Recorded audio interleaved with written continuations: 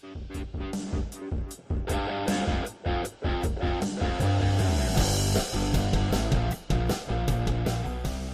what's going on, everybody? Today is May 1st. It's going to be May, as they say, and it's Wednesday also. So that means it's all about the news.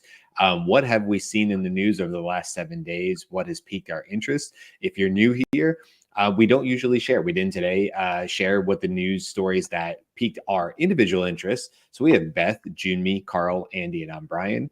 And we're going to do our best over the next 30-ish minutes to just kind of bring you the stories we think were the most interesting over the last 7 days. There's been a lot of cool things that have happened. And yeah, that's the idea of the show. So as always, I like to throw it out there and say, like, does anybody have that burning story that Jimmy is already shaking his head yes and up and down? So Jimmy, let me pass it over to you. What do you got for us that's you want to talk about?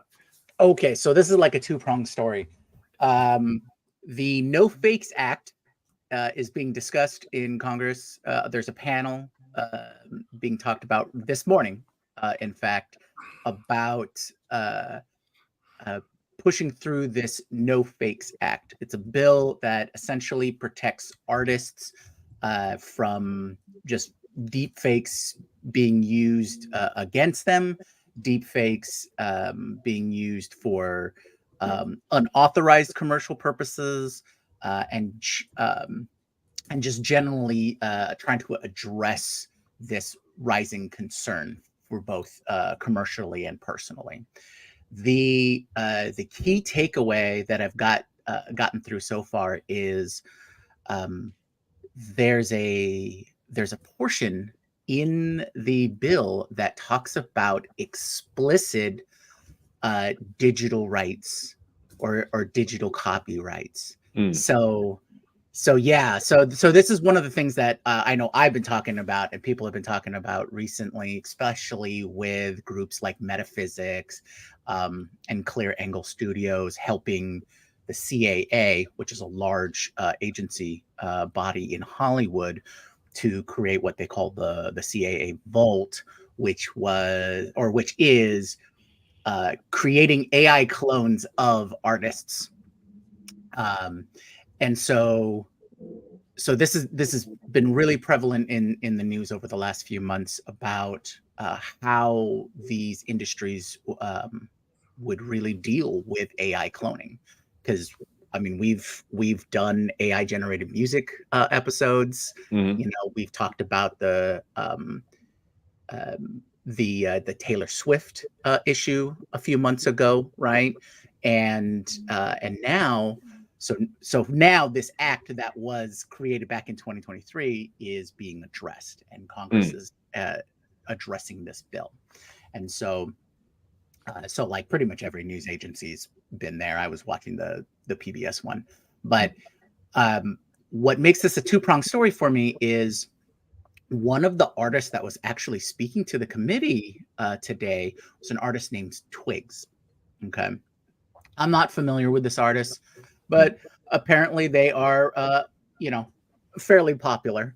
But a lot of the points they were making, really hit home for the voice of the artist. So I was really glad that they were able to lend that voice. But what makes it interesting is, I think in an advent to get ahead of any potential issues, Twigs themselves created an AI clone that they're using for their own social media campaigns and their own campaigning and branding and things like that. So I think this is a great example of artists taking advantage or trying to get ahead of potential future issues. So in creating their own AI clones, and this all goes back to like the CAA Vault as well. So and they're a performing artist, the musician and things like that. So this is good to see not just one form of art trying to be covered. But yeah, so the Fakes Act is really big news, and I want everyone to really pay close attention, because what comes out of what the final bill that is accepted is probably going to lay the foundation of how we approach AI cloning, digital likeness rights, and all of those kinds of things for many years.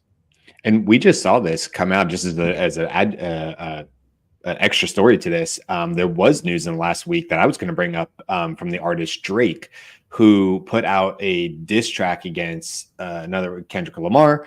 And on the diss track, now he didn't release it outside of like on YouTube or whatever, but the song starts with Tupac, and it's an AI version of Tupac, and then an AI version of Snoop Dogg. Well, he's still alive, but Tupac obviously isn't. So the estate of Tupac Shakur basically sent a 24-hour cease and desist, and Drake pulled the song down, which is called Tailor Made. Now, I'll be honest with you, you can still go find the song if you're so inclined. I did, because I was curious to hear how similar to an old Tupac song. To me, I don't think for an artist who's familiar with his rapping style, or even Snoop Dogg's rapping style, that you would necessarily be thrown off. But we also know these are small hills to overcome, and that in time, these little, idiosyncrasies and stuff like that would be taken care of. And I think very soon it'd be very tough to hear. For instance, when there was the whole George Carlin thing, not music, but it was stand-up comedy, that 1 hour special blew me away. Now, that's different because I hadn't just heard George Carlin speak in the last probably 4 or 5 years or whatever. So I personally could not pick up on it. Maybe if you were a huge George Carlin fan, you could.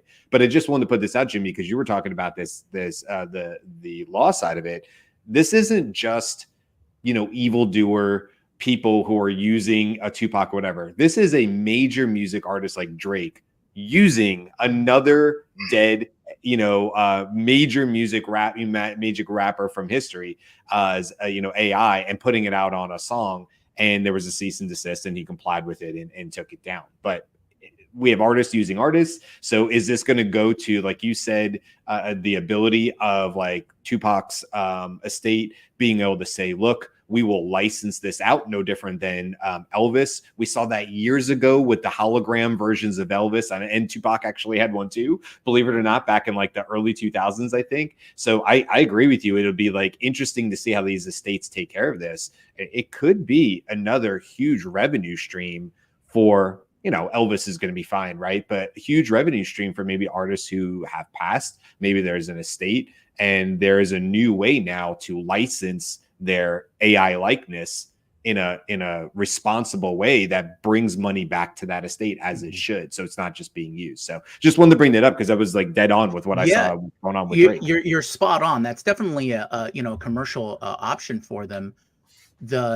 I think what it's important in the bill that this No Fakes Act is it establishes the fact that they can.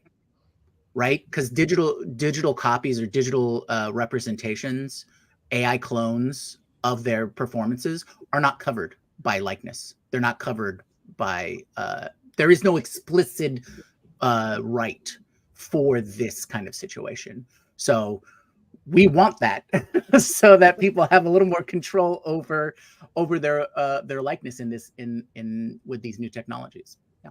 And before we move on to other news, I just want to put this because I knew somebody. I'm just so glad Sahel Khan put this comment up. Who said who says Tupac isn't, meaning he's not dead. So thank you, because I stopped in my tracks for actually saying that as part of it. So I'm thrilled to see that there's actually a comment about that, because it made me laugh, because I was about to say the same thing, allegedly, but I think we can all agree Tupac Shakur passed on many years ago. Okay, let's move on to other news. Who's got other news to share? I have one. It's sort of like popped up a little bit more this morning. I'm not sure if it's a data flaw, but can I share my screen here? Sure. All right. Let's see. So for those of us listening, what you're seeing is StatsCan Global Stats. Now, again, not sure if this is legit, but if you can see here, Google's search engine share in the United States of America fell dramatically, or it has been falling, because it's usually around 90%. So we're seeing 87 in December or 87 in January. then to 87 again in February. Now it's 86 in March, but then it significantly fell, and it's a pretty big fall in April. And you can see what's funny here is Bing has jumped up to 13%. Now, we obviously have to see this over the next couple of months, but there's a lot of people jumping on this saying that the reason for this and the reason for Bing popping up and Yahoo, I'm not even sure why Yahoo's popping up, but is because of things like ChatGPT that is now eating into the search engine market share, where people are using Microsoft Copilot, I don't think it's still called Bing, and other tools to find their information. I think there was a post today by the former CMO of Zapier, Kieran, I can't remember his last name. He was saying that like people are more focused on an answer engine, not a search engine. So there's a big debate right now between, I think in the marketing community, right? There's people are like, oh, Google will still be the biggest thing because people still want choice. Then there's another side that says, well, people, yeah, the choices suck because when you look at Google, you get ads all over the place. So I'd rather have an answer. And so there was a really good podcast between Eli Schwartz and somebody else talking about the benefits. And I can see both sides have made total sense. Like there's certain things, search queries that like, oh, I actually want a couple of choices versus I just want the answer, or I just want to pop out the answer. So it's fascinating what is I want to see what happens in May, in June, to see if this is normalized or if there's a flaw in the data and goes back up to 90%. This is no news at all. And so when it went from March to April, March was 80. The United States was 86, which is still kind of low. And then it went down to 77. Wow. Yeah, that's so maybe it wasn't complete data there. Yeah, that's a good question. Like, because it's just May 1st today. So was there incomplete data for April and we just don't have the full story, or did it really drop? Because I agree with you, that is a significant drop. I mean, but look, with players like Perplexity, Arc, others that are out there, there's people I think are starting to understand that there's other ways now that you do not have to just rely on a typical search result. And by the way, it's still great for a lot of things. I still use Chrome as my predominant browser. I'm not one of these people who's like, I left it for Perplexity and I've never gone back. I personally haven't been able to do that. I still feel like the claws of Chrome are a little too hooked in to what I do on a day-to-day basis. And I'm okay with that. But it's like, I definitely, like a lot of us, go over to Perplexity for different types of answers. I'll even say yesterday, and it could just be totally just random, that my daughter asked me first. She said, Dad, is hair color a characteristic or a trait? And I was like, ooh, I want to say trait. I was like, I feel like it's a trait or whatever. She's like, I was like, but if you ask me why, I don't know that I can back that up. So she goes to the Echo and she says, Alexa, she says, what is hair color a characteristic or trait? There was a little longer of a pause than normal.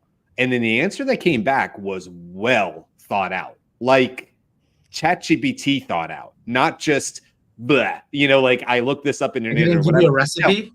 What's that?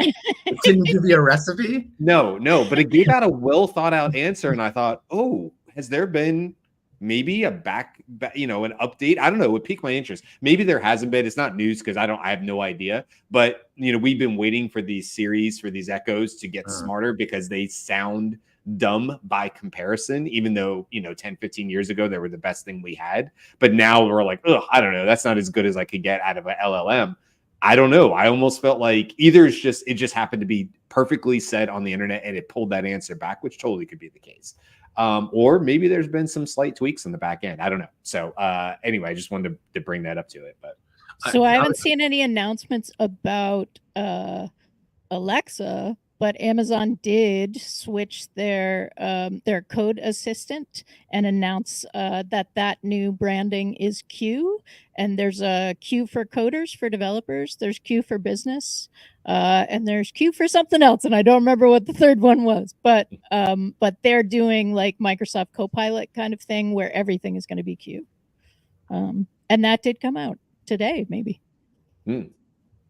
So, Beth, the thing you were thinking about as number 3, I believe, is Q Apps, which is designed for non-technical users. It is basically a natural language prompt system for generating applications from company data.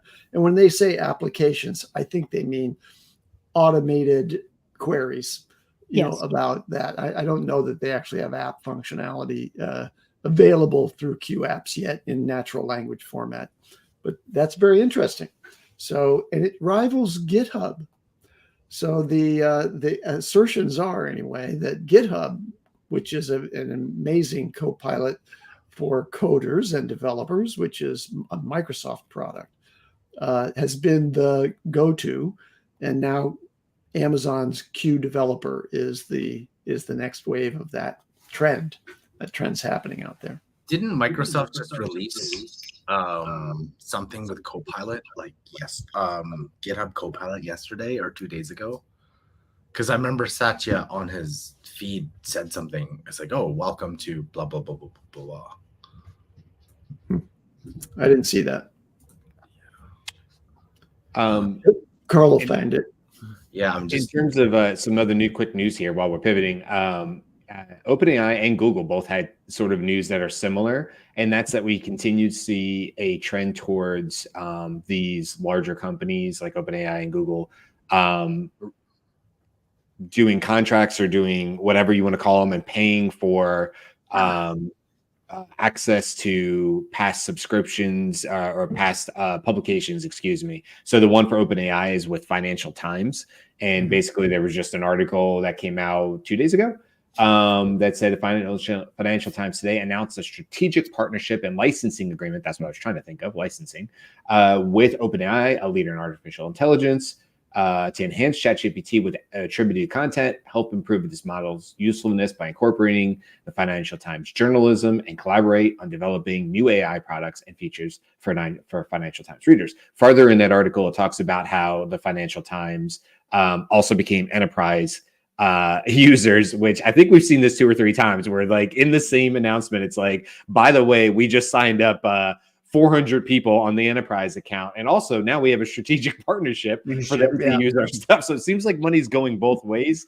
in my opinion, but who knows how they're doing this stuff. And then also Google just had another small one with News Corp, talking about how they're paying roughly $5 to $6 million a year to have access to AI content through News Corp. But then in that same article, there was a quote from News Corp saying, "We absolutely do not have an AI content licensing deal with Google, though we do have a number of partnerships with Google across our businesses," a News Corp spokesman told Reuters. But it seems to say at the top of the article that they pay between 5 and 6. But I guess what it's trying to say is like, okay, this was under a pre-existing partnership or relationship, and that will continue. And I guess that spokesperson was kind of saying there's nothing new here. This is something that's maybe been going on for a while. But anyway, we continue to see this trend. Wanted to bring up both of them because I think we'll continue to see more and more and more of these types of announcements where there's a strategic partnership, right, between these large companies, so that they don't get in hot water. And rightfully, it's the right thing to do, right? You know, if you're doing stuff on ChatGPT and it pulls back financial information, yeah, I want that to be cited as well to the Financial Times. And I want to know that even though that's great for me that it's being cited, I do want to feel better as a user that the Financial Times is being compensated appropriately for me getting that answer faster through ChatGPT. So I'm happy to see these. I hope we see more of them. There's money to go around. I don't think anybody's going to go broke over this. So keep paying for the rights to this content. It makes it a better user experience for all of us. And on the other side, Brian, I also found some news where a newspaper group called the Alden Capital Group, they own a bunch of newspapers, but all of them are now suing OpenAI and Microsoft for the exact same reason. Yep. So we may just see this merry-go-round, keep on going until, you know, there's a settlement across the board. It does give me the thought, though, we might have to be a little wary of that, because we just got to make sure that those kinds of relationships in terms of licensing the information and whatnot doesn't turn into influence. So if OpenAI, for example, has all the newspapers and all the publications, all of their data, then everything's controlled on the OpenAI side. So again, Well, the same argument as, you know, open source software and things like that. We just have to checks and balances across the board here. right. And that's one of the reasons that I prefer Perplexity as that, because Perplexity is pulling from a wide variety of sources. And if ChatGPT has to license its sources individually, that by definition limits the pool of where that information is coming from. Yeah, that's a good point. Good All point. right, I have a couple of things I'd like to talk about. First, I want to make a meta comment about AI news on our weekly Wednesday news show, and then I'll make a comment about Meta. But there's a third thing too. That's just another trend. So my meta comment is that, you know, we've gotten kind of addicted to the blockbuster news announcements of major breakthrough, explosive developments. And, you know, we're not seeing that this week. And I think increasingly we're going to see news channeling on these different trends or tracks that are developments that are occurring broadly in the world or the ecosystem of AI applications and companies, etc. And so one of those such trends is the shrinking of models to get them to be running on phones. And so there's news this week about Meta delivering a framework that allows running the Llama open source models on iPhones and Galaxy devices. And they even show that they can get, with a 7 billion parameter size model, their quantization toolkit allows that to run on an iPhone at 11 tokens per second. Now let's put that in perspective. That's slow. 11 tokens per second compares now to, let's take one of the fastest large language models running on specific hardware, and that's Grok, G-R-O-Q, right? They run at 800 plus tokens per second. So doing 11 tokens per second, you can imagine, is a much slower process, but it's still running locally on your phone. Now, the second major trend that we've been observing is that Microsoft has been planting data centers and investments in various international regions in what appears to be a geographic campaign to really make Microsoft the dominant player in a lot of these developing and or just foreign countries. So we talked about Microsoft's 1.5 billion investment in a company in Abu Dhabi to address the Arabic market, the Arabic speaking market. And that was a major investment, like $1.5 billion. Well, then just this week, they announced a $1.7 billion commitment to Indonesia's AI infrastructure. And they're going to, then the next day, I didn't see in the news the actual dollar number, but they announced that they're building Thailand's first data center and investing in its AI infrastructure. And they pledged in this context to train 100,000 Thai entrepreneurs and 2.5 million people in Southeast Asia on how to utilize AI by 2025. Now, I guess that means by the end of 2025. But you can imagine the campaign of insertion of Microsoft's tools and technologies, not only in infrastructure, but also in popular education about the use of AI using their platforms. That's a major development that I think we're going to see more of. And there's going to be countermeasures, by the way, I'm sure, from Chinese AI companies. And it's becoming a global competition to see who's going to be the infrastructure and or sort of thought leader provider of AI for various countries. Yeah, that makes a lot of sense, Andy, especially in the Southeast Asia region, because it has such a strong touch point for trade, commercial, everything that flows via the sea route that goes through there. So I can see how they would want that influence with AI touching everything in every industry, that they'd want to be in that area as well.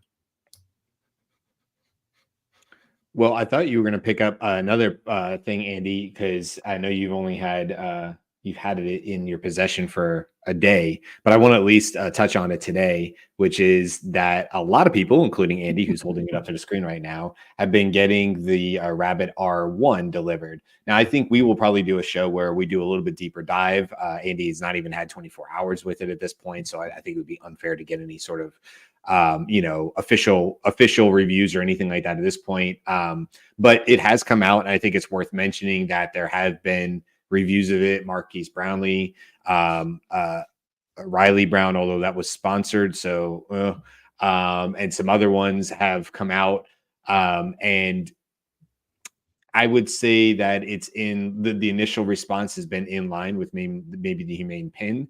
There's some huge differences in terms of price and its subscription models and things like that I don't think makes it a fair one-to-one comparison. And actually, Marcus Brownlee does a good job of saying that as well. But at the same time, there's definitely been some negativity to it as well. So as they land in more people's hands, I think what we need is for more people to have hands-on experience of it. Maybe Andy, maybe others will sort of track in different people on Twitter and LinkedIn and things like that to figure out how they're using it. And maybe they're going to come up with some really cool use cases that these first initial reviewers haven't thought of, or maybe we're thinking about it in a different way. So just wanted to bring that up. Andy, anything to add? I know you've only had it in your hands for a short while here, but anything to add about it? Yeah, I think that it has some flat sides, and I'll describe a couple of those, but I do like this simple user experience of pressing the button, asking a question, and getting a response. So I'll demonstrate that somewhat here. Give me 3 lately released news items that are about the developments in the world of AI. So I'm waiting for that. It worked this morning. That's all you got to look Try that again. R1, give me 3 news items about AI developments that were released in the last 10 days.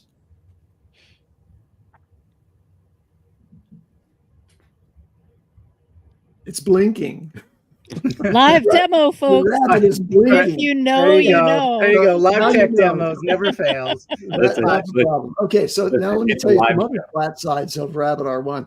It's odd that it that's just a demo failure, because it was being quite responsive this morning when I was playing with it.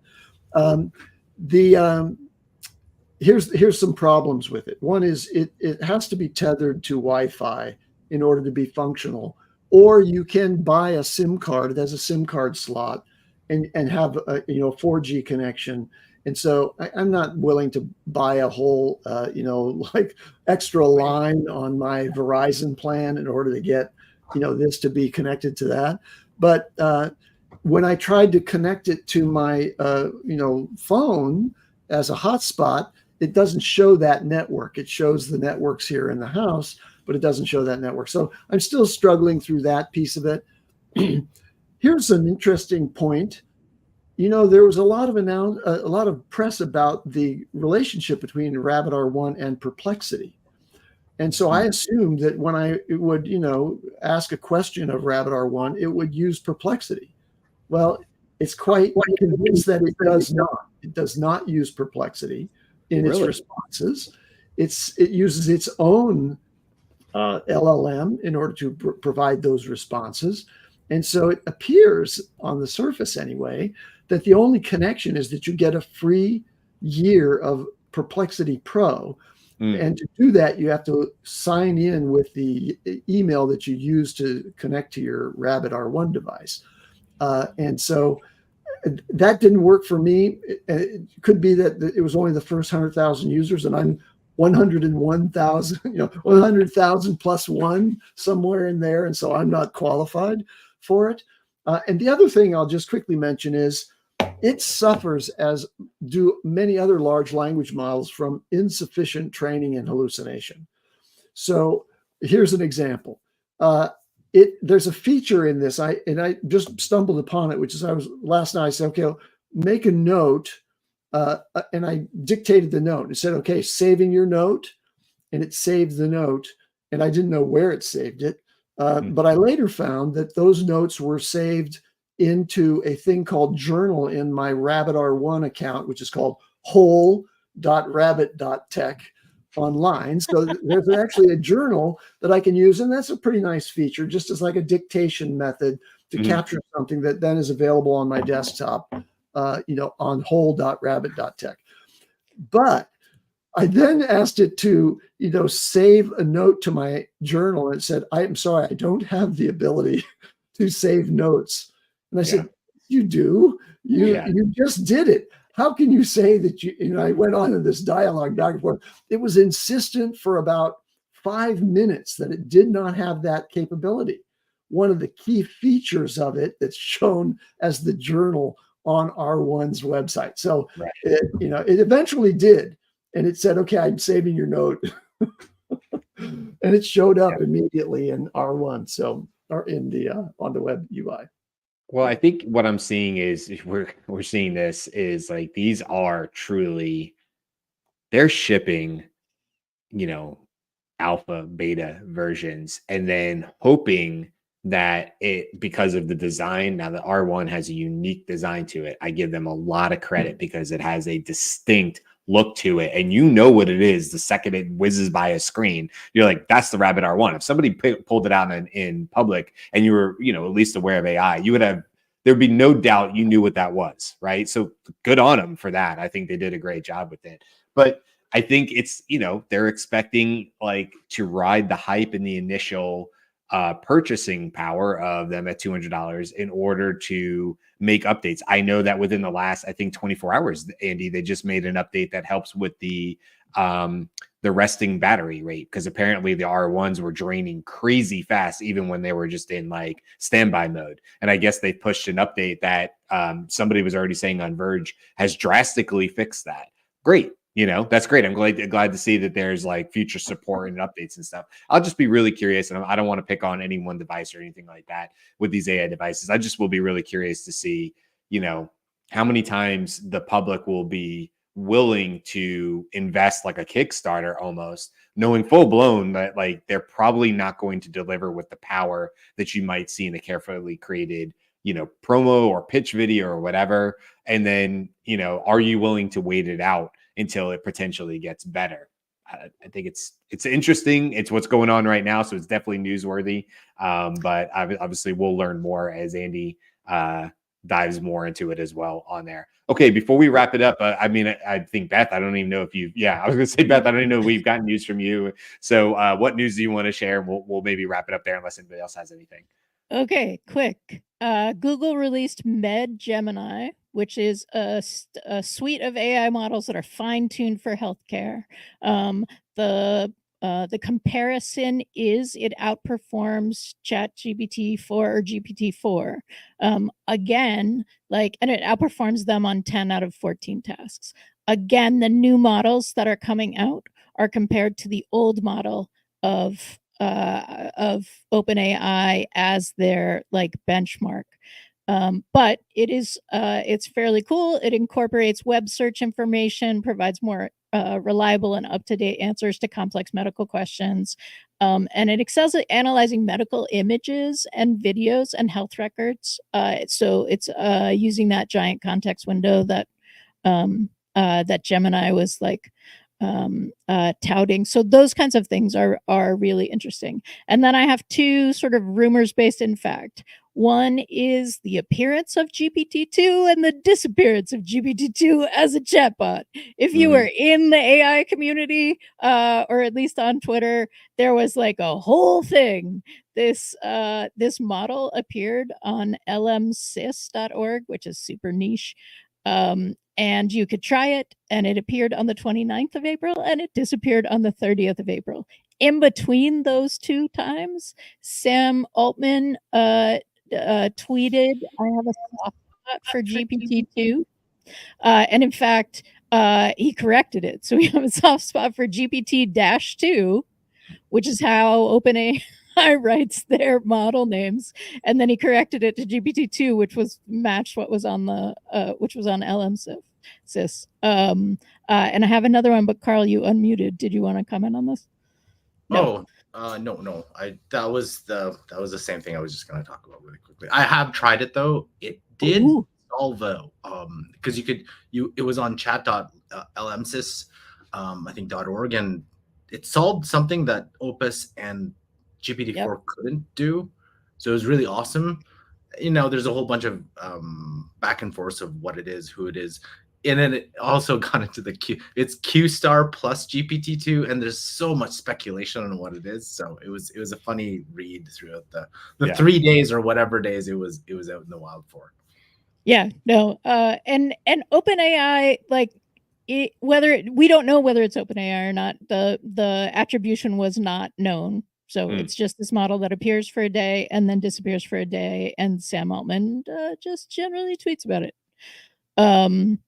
But it's like, again, watching, I think OpenAI just like, cool, we can surf this hype cycle, right? Like, we understand that. The second rumor base, in fact, is Apple has announced an event that's happening next week on May 7th, and it's called Let Loose. And as they do, they have not said exactly what they're going to talk about, but the idea is that it is likely announcing their new iPad line, which may or may not include the new chip. The logo, which is where you start to learn stuff, includes Let Loose, the name, and an iPad pencil, writing potentially amidst like celebratory colors is the best way I could describe that. So the idea, so that's part of the idea that it's the new iPad 2024. That's what I got. My guess is that iPad announcement will include local LLM built into the iPad. And probably the M4 chip. Yeah. You think that'll happen in May? I will know in a week. I was like, well, I don't know. I mean, maybe pre-order it, I'm sure. Yeah, well, I guess we'll find out. All right, well, that'll be our, let's see, what's next, the 8th. So that's happening on Tuesday. So we will be able to report back on that next Wednesday when we do our next news show. For today, we'll wrap that up. Hope you guys learned about some cool stuff going on over the last 7 days. Like I said, we do this every Wednesday. Coming up the rest of this week, tomorrow we have a show that sort of flips SaaS on its head, and we're going to be talking about service as a software. So if you're curious to know more about what that means, how AI is involved, come back tomorrow and check us out. On Friday, we have our 2-week recap show that we do every other Friday. This is a great time to pull up news stories that we didn't get to today. I think I have a few that I didn't necessarily get to because we talk longer on other ones. And Jimmy's got a few as well. We'll pull those back in on Friday, as well as any other topics we talked about over the last 2 weeks. And I just want to give a quick plug as well for next Friday, the 10th, because that'll be our 200th show. And, we celebrated on number 100. We'll definitely come back and celebrate 200, 300, and then we'll do our 1-year anniversary when it comes up in August. I think it's August 7th. Don't quote me on that, but it's right around there. So we have some cool milestones coming up for the show. We continue to grow. Yesterday we talked about how the Daily I Show was mentioned on Forbes.com. So you can go back to yesterday and find out all about that, or go check it out on Forbes. So yeah, we're growing. We appreciate everybody, and we will see you tomorrow for another great show. Until then, have a great one, guys. Bye. Aloha.